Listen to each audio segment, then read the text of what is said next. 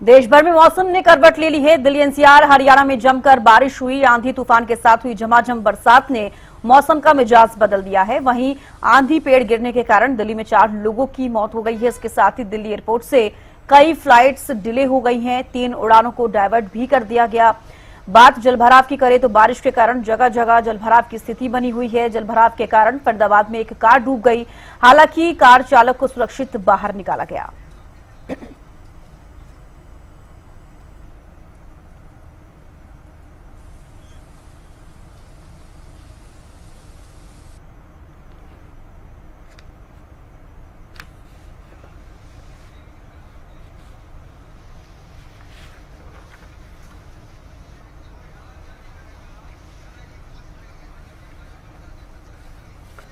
तो चलिए गगन सांगर हमारे साथ कुरुक्षेत्र से लाइव जुड़ गए हैं।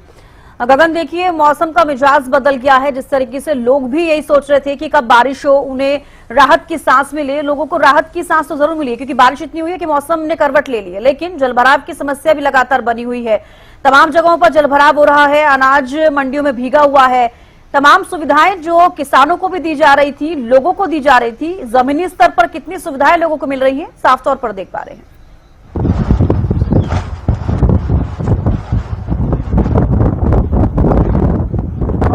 जब इसका बताना चाहूंगा कि कल जिस तरीके से कल देर रात आंधी तूफान और बरसात हुई है, उसकी वजह से काफी परेशानी जो है लोगों को हुई है। देखिए कहीं पूरे हरियाणा की बात की जाए तो कई जगह जलभराव की स्थिति भी देखने को मिली। उस समय अनाज मंडी में मौजूद है। देखिए बात की जाए तो प्रशासन के द्वारा देखिए दावे किए गए थे कि पूर्ण रूप से हाल ही में कुछ दिनों में देखिए पिछले कुछ दिनों से लगातार जो गर्मी बहुत ही भयंकर पड़ रही थी, लोग घरों से बहुत ही बाहर निकल रहे थे। लेकिन कल जिस तरीके से मौसम में बदलाव देखने को मिला, तेज बरसात हुई, आंधी तूफान देखने को मिला, देख सकते हैं कि ये गेहूं की फसल है जो। तो चलिए फिलहाल अभी जो जानकारी हम ले रही हैं, आवाज की थोड़ी प्रॉब्लम है क्योंकि साफ आवाज नहीं आ पा रही है, दर्शकों तक भी नहीं पहुंच पा रही होगी। एक बार फिर से जुड़ने की कोशिश करेंगे और जानेंगे कि फिलहाल बारिश के बाद से क्या कुछ स्थिति हरियाणा प्रदेश में जिलों की है, क्योंकि आपको हमने बताया फरीदाबाद में देखिए आप ये तस्वीरें भी देख पा रहे हैं, जो एनएचपीसी अंडरपास है वहां पर ये कार डूबती हुई नजर आई। हालांकि जो कार चालक है उसको सुरक्षित बाहर निकाला गया। और भी कई ऐसी जगह है, चरखी दादरी से हमने आपको रिपोर्ट दिखाई जहां पर अनाज मंडियों में जो गेहूं है वो भीगा हुआ है। तो कई सारी समस्याएं लगातार बनी हुई हैं।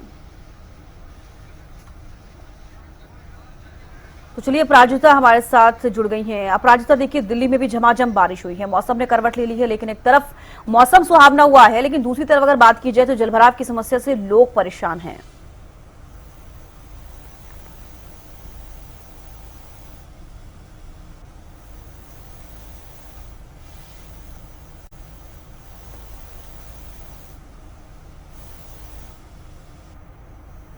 जी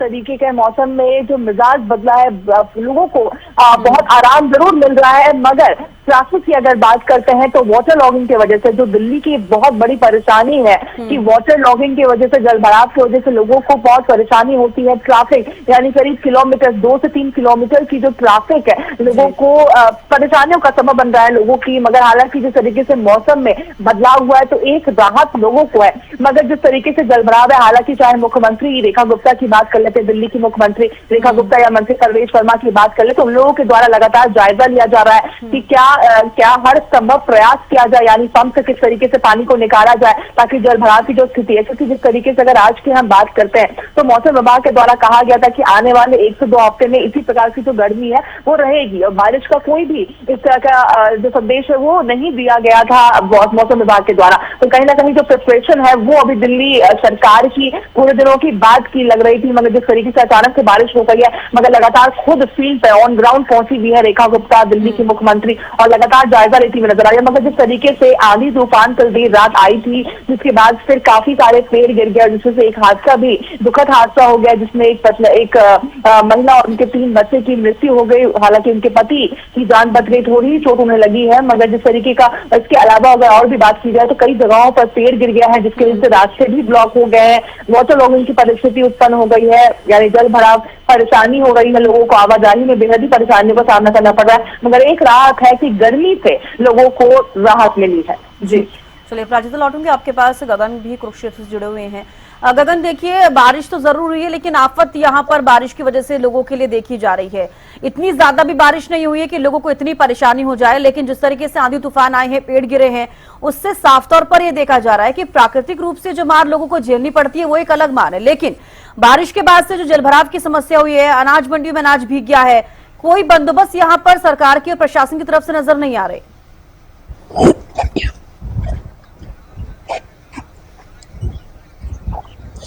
बिल्कुल चविष्का, बताना चाहूंगा कि जिस तरीके से कल देर रात मौसम में बदलाव देखने को मिला, आंधी तूफान के साथ साथ जो है बरसात भी हुई है। और बात की जाए तो इस समय मैं अनाज मंडी में मौजूद हूं और पीछे देख भी सकते हैं कि जो गेहूं की फसल है वो पूर्ण रूप से भीग चुकी है।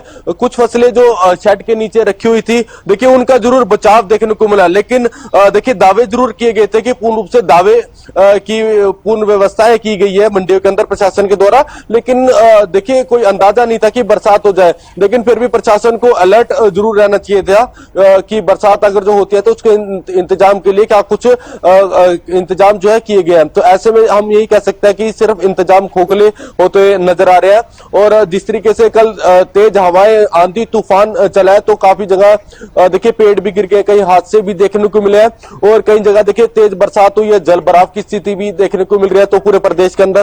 तो हम ऐसा ही मान सकते हैं कि मौसम विभाग के द्वारा देखिए अलर्ट अभी नहीं जारी किया गया था, क्योंकि गर्मी इतनी ज्यादा पड़ रही थी दोपहर के समय में।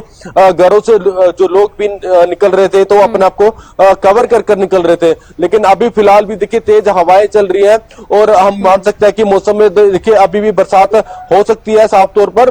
और बात की जाए तो प्रशासन के द्वारा हर बार दावे किए जाते हैं कि जल भराव की स्थिति नहीं देखने को मिलेगी, लेकिन हर बार जो दावे हैं वो खोखले नजर आते हैं और अभी भी ऐसा मौसम हो रहा है कि बरसात कभी भी हो सकती है। जी चलिए गगन, बेहद शुक्रिया हमारे साथ जुड़ने का, तमाम जानकारी देने के लिए। तो देखिए अपराजिता, बारिश जरूर हुई है, लोगों को राहत जरूर मिली है, लेकिन ये भी आपसे जानना चाहूंगी कि जो भी दर्शक हमारे साथ जुड़े हैं, एटलीस्ट उन्हें ये पता चले कि दिल्ली में या फिर दिल्ली एनसीआर में कहां कहां पर पानी के जलभराव से जाम लगा हुआ है या फिर लोगों को वहां जाने से समस्या हो सकती है।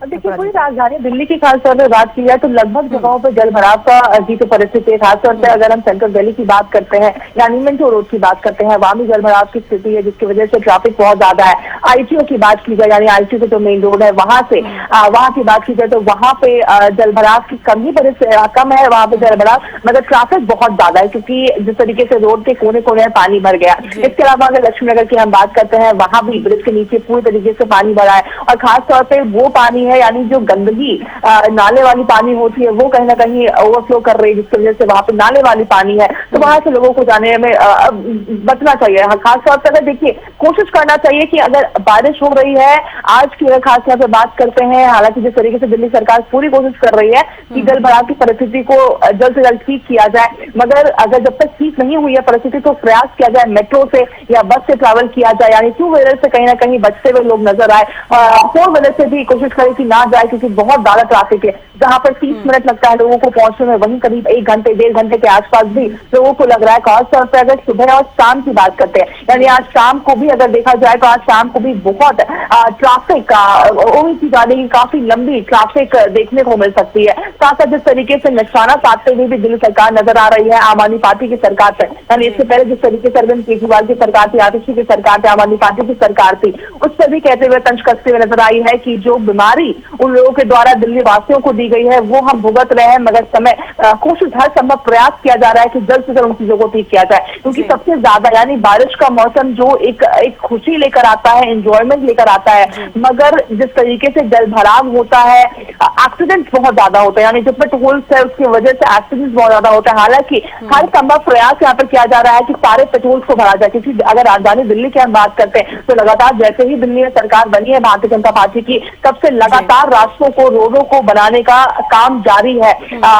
कोशिश किया जा रहा है कि अगर दो रास्ते हैं यानी एक इन और आउट होता है तो एक को एक समय पे बनाया जाए, वो जब बन जाए तब दूसरे रास्ते को बनाया जाए ताकि आवाजाही में परेशानी ना हो लोगों को ज्यादा। तो ये हर समय प्रयास किया जा रहा है। हालांकि जो पेट्रोल की वजह से भी लोगों को एक्सीडेंट हो जाते हैं, ट्रैफिक भीड़ें हो जाती है, मगर बिल्कुल लोगों को प्रयास करना चाहिए कि बारिश के समय पे खासतौर पर अगर अभी की हम बात करते हैं तो मेट्रो यूज किया जाए, मेट्रो सेफ है, मेट्रो से लोग जा सकते हैं, लेकिन एक बड़ा सवाल प्रशासन सरकारों पर भी खड़ा होता है। आम आदमी पार्टी के लिए भी कहा जाएगा कि 10 साल तक सरकार थी, उन्होंने क्या कुछ किया, और अब अगर बीजेपी की सरकार है तो आगे क्या कुछ देखने को मिलेगा, ये भी एक बड़ा सवाल बना हुआ है। बेहद शुक्रिया, आप हमारे साथ जुड़ी तमाम जानकारी दी। तो देखिए, फरीदाबाद से ब्यूरो चीफ राजेंद्र दहिया भी हमारे साथ जुड़ गए हैं। राजेंद्र, देखिए बारिश के बाद फरीदाबाद की क्या कुछ स्थिति है? सबसे पहले जल भराव को लेकर मैं आपसे जानना चाहूंगी। हालांकि मौसम तो जरूर सुहावना हुआ है, लोगों को राहत मिलती हुई नजर आई गर्मी से। जब इसका बिल्कुल मैं आपको बता दूं, एक तरफ जहां लोगों को गर्मी से काफी राहत मिली है तो वहीं दूसरी तरफ जो जलभराव हुआ है उसके कारण लोगों को काफी परेशानी का सामना भी करना पड़ रहा है। और हम यहाँ इस समय खड़े हैं फरीदाबाद के सेक्टर 12 में, जो कि पॉश एरिया, और इतना ही नहीं, जहां हम खड़े हैं यहाँ पर डीसी का कार्यालय भी है। वहां आप देख सकते हैं किस तरीके के हालात पानी के कारण बने हुए हैं। पूरे रोड पर जो है पूरा पानी आपको नजर आएगा। और साथ ही रात जब बरसात आई है तो एक पेड़ भी यहाँ पर टूट गया है, जो कि सड़क पर अभी तक भी पड़ा हुआ है, जबकि लगभग 11:30 जो बजने को हैं और अभी तक ये पेड़ भी यहाँ से नहीं हटाया गया है। तो कहीं ना कहीं प्रशासनिक जो लापरवाही है वो यहाँ देखने को मिलती है। और तमाम हजारों की संख्या में लोग यहाँ पर अपना काम कराने के लिए आते हैं, लेकिन उसके बावजूद यहाँ पर जो जल भराव है वो अभी तक भी आप देख सकते हैं कि किस तरीके से वाहन चालक अपने वाहनों को लेकर यहाँ से गुजरते होंगे। और ऐसा नहीं है कि यहाँ से आम आदमी गुजरते हैं, तमाम जो अधिकारी हैं, प्रशासनिक अधिकारी हैं, वो यहाँ से गुजरते हैं। और साफ तौर पर कहा जा सकता है कि जो दावे प्रशासन की तरफ से किए जाते हैं वो बिल्कुल खोखले साबित नजर आते हैं, क्योंकि तमाम जो अधिकारी हैं वो समय समय पर मीटिंग भी लेते हैं, और इससे पहले भी जो मीटिंग ली गई थी,